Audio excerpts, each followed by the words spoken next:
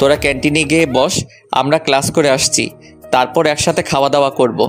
আর তোদের যদি দেরি না পছন্দ হয় তাহলে খেয়ে নিতে পারিস, আমি এসে বিল দেব, সমস্যা নাই।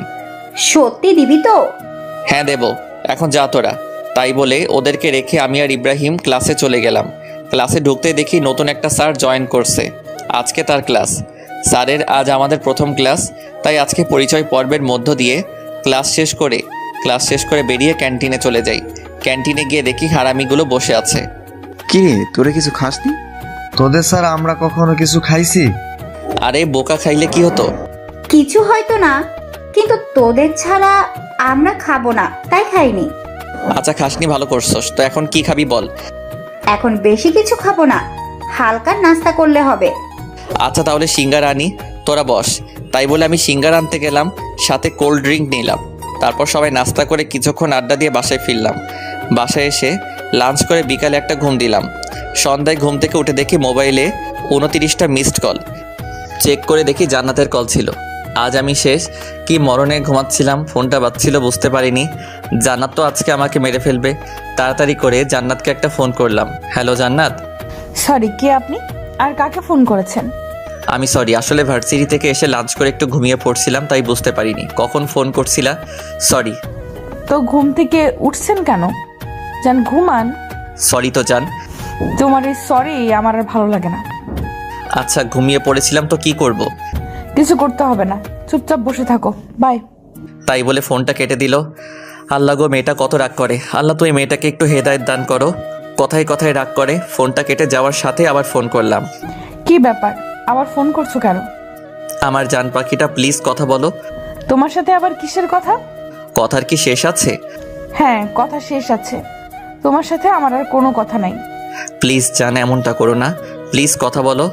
আচ্ছা ঠিক আছে, বলো কি বলবে। I love you. এটা ছাড়া আর কোনো কথা আছে? আছে তো। তো সেই কথা বলো।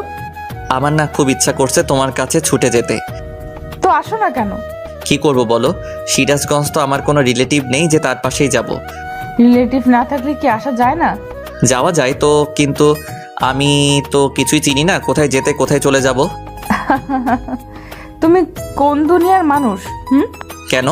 তুমি ডিজিটাল যুগে এসে হারিয়ে যাওয়ার ভয় করছো? আমি আমার ভয় করি না। যদি তুমি কোনো কারণে হারিয়ে যাও সেদিন আমার মরণ ছাড়া কিছু হবে না।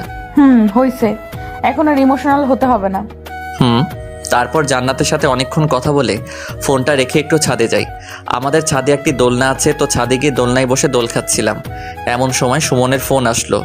হ্যালো হৃদয়, তুই কোথায়? কি রে, কি হয়েছে? এভাবে কথা বলছিস কেন? বাবা কেমন জানি করছে, তুই একটু তাড়াতাড়ি হাসপাতালে আসবি। আচ্ছা আমি আসতেছি, দাঁড়া। তাই বলে ফোনটা রেখে বাসা থেকে বেরিয়ে ইব্রাহিমের বাসায় গেলাম। ইব্রাহিমকে সাথে নিয়ে হাসপাতালে চলে গেলাম। হাসপাতালে গিয়ে দেখি সুমন একটা বেঞ্চের উপর বসে আছে। আমি সুমনকে বললাম, কি হয়েছে সুমন? বাবার আবার হার্ট অ্যাটাক হয়েছে। কি বলিস? এখন আঙ্কেল কই? ডাক্তার অপারেশন করছে।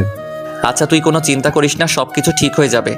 তোরা তো জানিস আমি বাবার জন্য কত কিছু করছি। বাবার এমন হলে আমি আর মা থাকবো কিভাবে? আরে কিছু হবে না আঙ্কেলের। আমি সুমনকে সান্ত্বনা দিতে লাগলাম।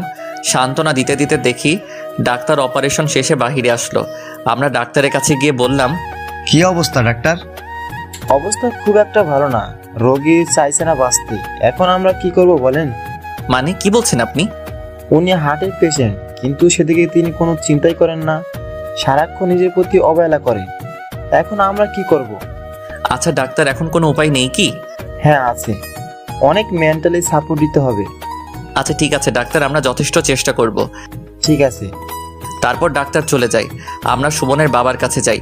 সুমনের বাবার কাছে গিয়ে বলি, আঙ্কেল এখন কি অবস্থা? এই তো বাবা, জীবন্ত লাশ হয়ে শুয়ে আছি। এমন কথা বলছিস কেন? কি বলবো বাবা, আর কতদিন এভাবে থাকবো? অনেক দিন তো হয়ে গেল। হ্যাঁ অনেক দিন হয়ে গেল। আপনি জানেন আপনি অসুস্থ হওয়ার পর থেকে সুমন আর আন্টি কত কষ্ট করছে। যেখানে সুমনের পড়াশোনায় মনোযোগী হওয়ার কথা, সেখানে পড়াশোনার পাশাপাশি আপনার চিকিৎসা খরচ জোগাতে হয়, পরিবার চালাতে হয়। এই বয়সে সুমনকে কত কষ্ট করতে হচ্ছে বলেন। আর আপনি যদি নিজেকে এভাবে গুটিয়ে নেন তাহলে কিভাবে হবে? আপনার ছেলের দিকেও তো দেখতে হবে নাকি? আপনার ছেলের দুঃখটা কি একটু বোঝার চেষ্টা করবেন না? একটু সুস্থ হয়ে ওঠেন, সবাইকে ভালো রাখতে হবে তো। ঠিক বলছো বাবা, আমি একটা অপদার্থ বাবা।